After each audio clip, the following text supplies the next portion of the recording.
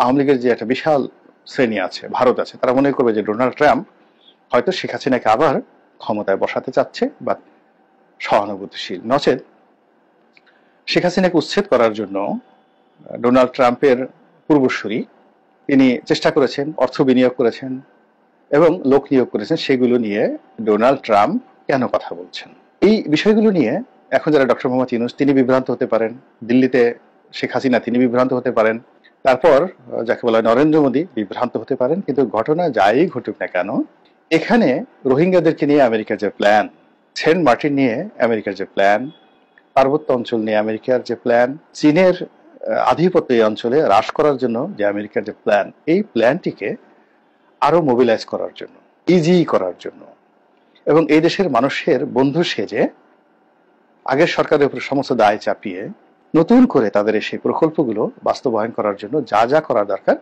Donald ট্রাম্পের সরকার সেই কাজগুলো করবে। আর এই কাজের জন্য তারা বন্ধু খুঁজবে। এই বন্ধু তারা ছাত্রদেরকে পায়, তাহলে তারা ছাত্রদেরকেই পেট্রন করবে। শেখ হাসিনার সঙ্গে যদি তাদের সমঝোতা হয়ে যায় যে আমি যা যা চাই সেগুলো দিবেন, আপনি ফাজলাম করতে পারবেন না, শেখ হাসিনার সঙ্গে তারা সমঝোতা করবে। এমনকি ডক্টর মোহাম্মদ ইউনূসের সঙ্গে তারা সমঝোতা করবে এবং সেই সমঝোতা করার জন্য এই ফাইলগুলো নিয়ে কিন্তু তারা নাড়াচাড়া করছে। যারা মার্কিন নীতি বিশেষজ্ঞ তারা এই বিষয়গুলো খুব ভালো করে জানেন।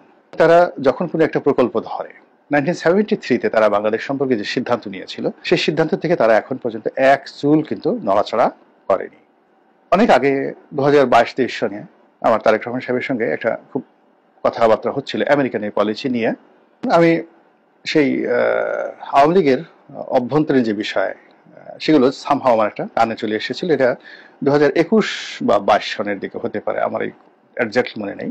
আমি বললাম, তারেক রহমান সাহেবকে বললাম যে ভাই আপনি জানেন এই ঘটনা, শেখ হাসিনার কাছে এই প্রস্তাবগুলো এসেছে, তিনি এই প্রস্তাবগুলো রিফিউজ করেছেন এবং আমেরিকাকে 2 পয়সার পাত্তা দেননি।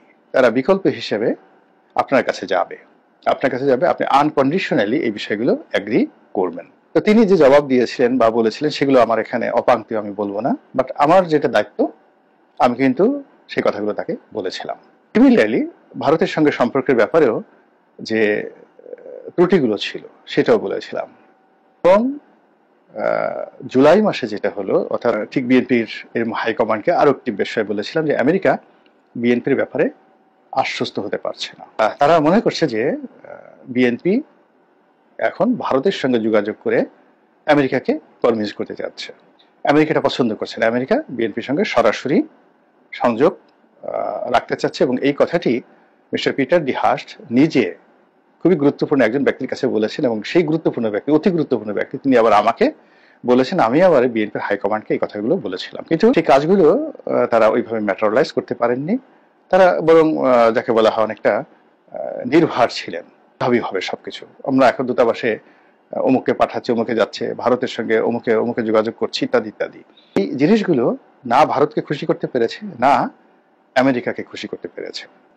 ফলে ভারত, আমেরিকা, চীন এই 3টি গুরুত্বপূর্ণ রাষ্ট্র 3টি অ্যাঙ্গেলে থেকে তারা আমাদের রাজনৈতিক দলগুলো, আওয়ামী লীগ, বিএনপি, সরকার এদের সঙ্গে খেলেছে।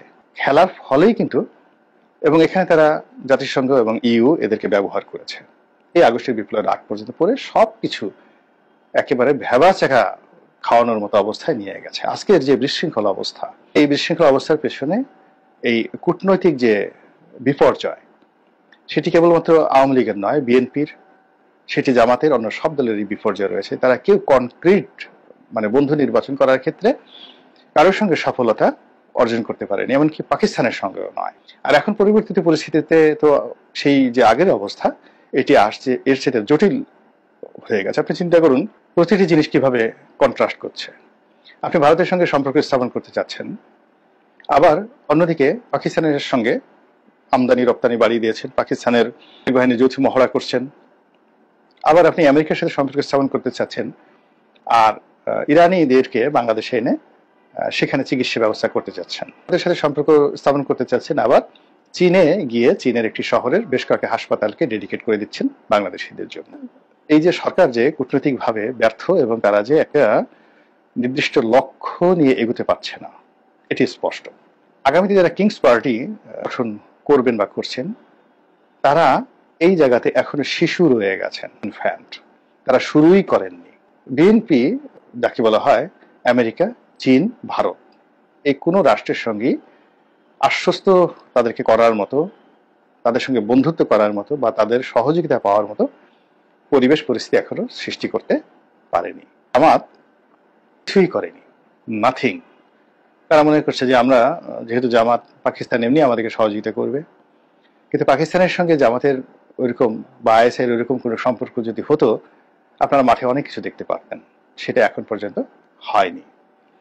ফলে সব কিছু মিলিয়ে আমরা আন্তর্জাতিক যে কূটকৌশল, আন্তর্জাতিক যে খেলাধুলা, সেই খেলাধুলার খপ্পরে পড়েছে। এবং ডোনাল্ড ট্রাম্পের মতো একজন যাকে বলা হয় একরোখা, জেদি, পাগলাটে, খ্যাপাটে প্রেসিডেন্ট যখন সেন্ট মার্টিন নিয়ে খেলবেন, রোহিঙ্গাদেরকে নিয়ে খেলবেন, আরাকান আর্মিকে নিয়ে খেলবেন, পার্বত্য চট্টগ্রামকে নিয়ে খেলবেন, আর সেই খেলা মোকাবেলা করার জন্য যদি আমাদের কূটনীতি না থাকে, মিলিটারি পাওয়ার না থাকে, অর্থনীতি না থাকে, রাজনৈতিক ঐক্য না থাকে এবং বিভেদ, বিসংবাদ, মারামারি, হানাহানি, মব ইত্যাদি যদি বাড়তেই থাকে, বুঝতে পারেন যে আমেরিকা কি করতে পারে।